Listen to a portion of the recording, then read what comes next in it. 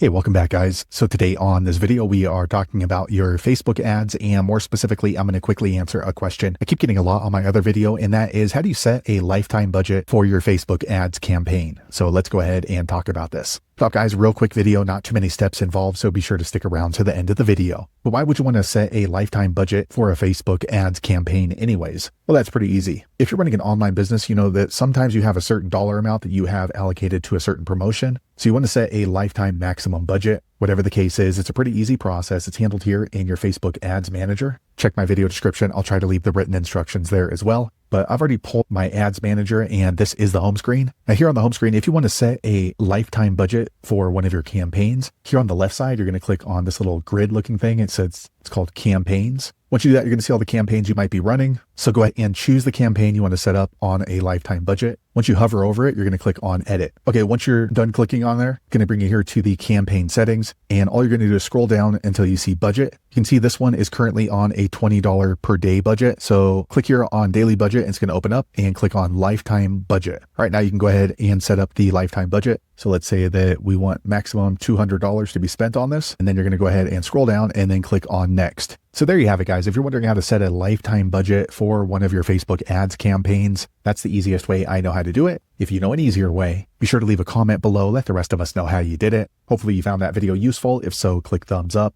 or maybe consider subscribing to my channel, and I hope to see you on the next video. Thanks again for watching.